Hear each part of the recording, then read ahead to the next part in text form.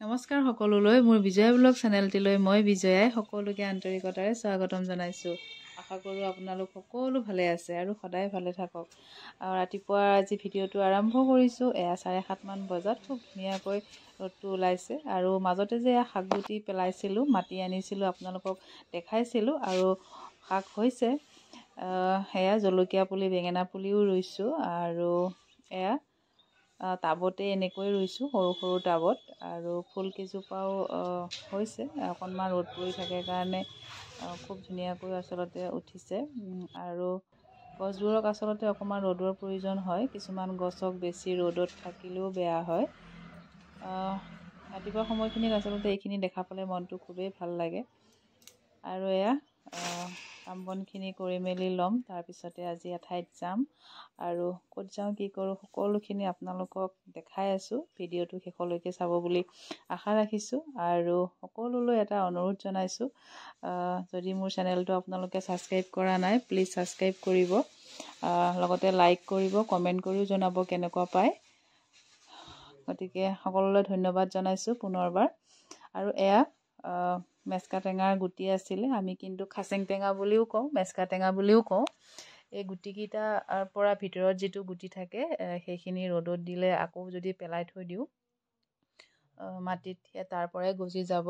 আৰু এই ফুলকিপা মাছৰ টেঙাও খাই ভাল লাগে বা জেলি বনাই খায়ো ভাল লাগে।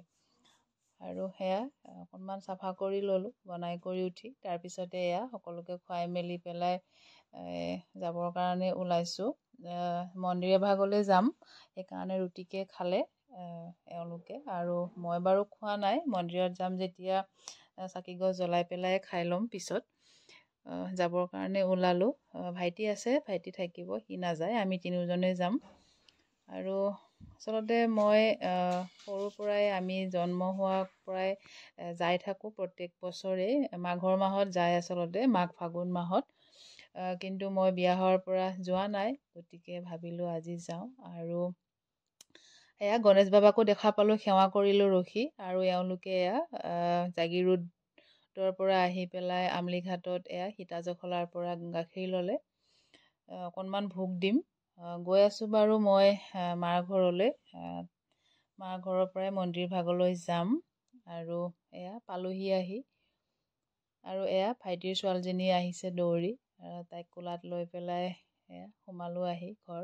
তাৰপিছতে কাপোৰযোৰ চেঞ্জ কৰি পেলাই আকৌ ওলালোঁ মন্দিৰলৈ বুলি। আমি যাম। আৰু এয়া বৰ্তা আৰু গোটেইকেইটাই যাম। এয়া আমাৰ ৰাস্তাৰ দলংখন পাৰ হৈ পেলাই পাম মন্দিৰ ভাগ। বসুন্দৰী মন্দিৰ বুলি কয়, মা জগধাত্ৰীৰ মন্দিৰ।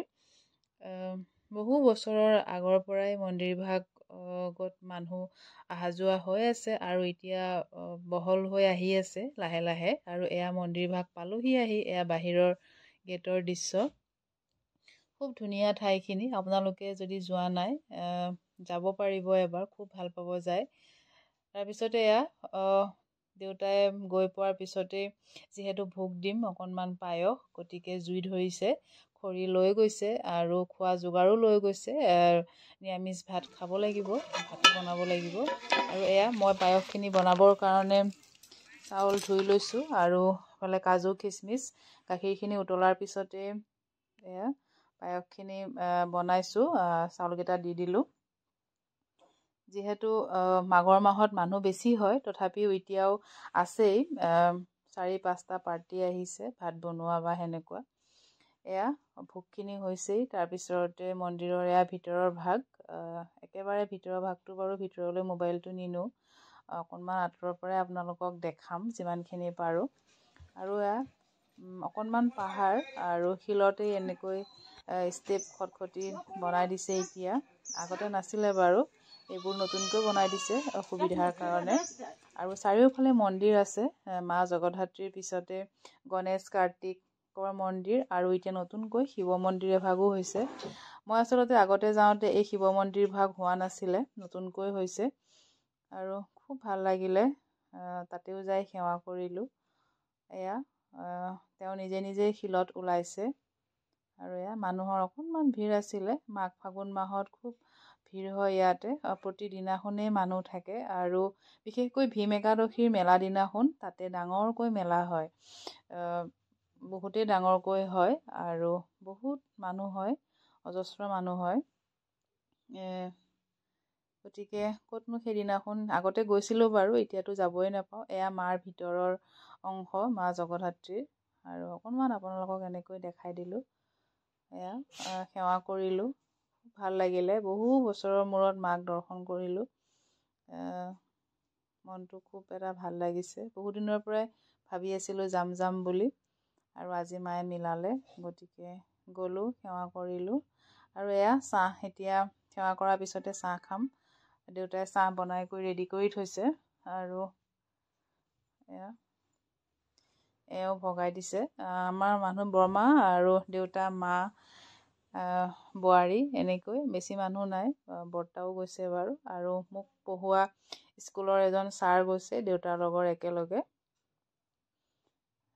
এইকেইটাই মানুহ আৰু ঘপককৈ প্লেনটো হ'ল আচলতে বেলেগ মানুহক কোৱাৰ সুবিধাই নহ'লে আৰু এয়া চাওকচোন ভাত তৰকাৰীখিনিও হৈ গ'ল দেউতাই খুব ধুনীয়াকৈ গোটেইখিনি বস্তু বনালে পাপৰ দাইল চব্জি আৰু চালাড এয়া প্ৰসাদ পায়স বৰমাই সকলোকে ভগাই দিছে আৰু খুব ভাল লাগিলে এয়া দালি তৰকাৰী তাৰপিছতে এইখিনি ভাত আমি আচলতে সেৱা কৰি আহোঁ মানে দেউতাই গোটেইখিনি হৈয়ে গ'ল তেতিয়া প্ৰায় 1:30 বাজিছিলে আৰু এয়া সকলোকে আকৌ লগে লগে ভাত দিলেই কাৰণ আমি যিহেতু গুৱাহাটী আকৌ গুচি আহিম সেইকাৰণে ৰখি থকা নাই আৰু এয়া সকলোৱে বহি আমি একেলগে ভাত সাজ খালোঁ খুব ভাল লাগিলে বহু দিনৰ মূৰত এনেকৈ এসাঁজ ভাত খাব পায়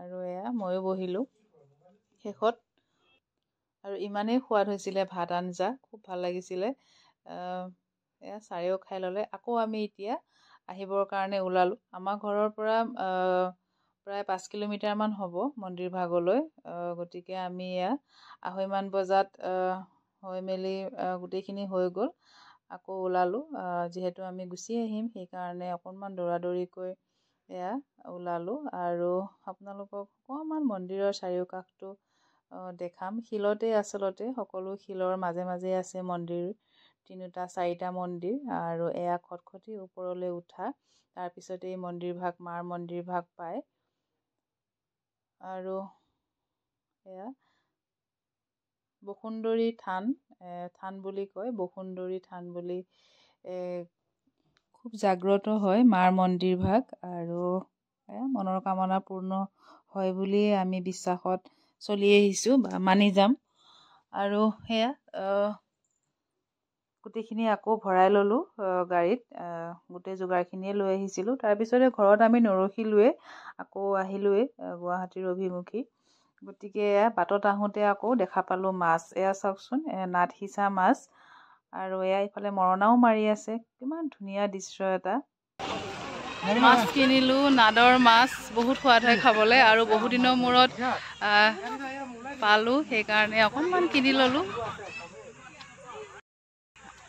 সঁচাকৈ নাট বুলি কওঁ আমি যিটো পানী বাঢ়িলে সোমাই যায় ন আৰু সেইটো এনেকুৱা খৰালি দিনতে সিঁচা হয় আৰু সেয়া সিঁচা মাছ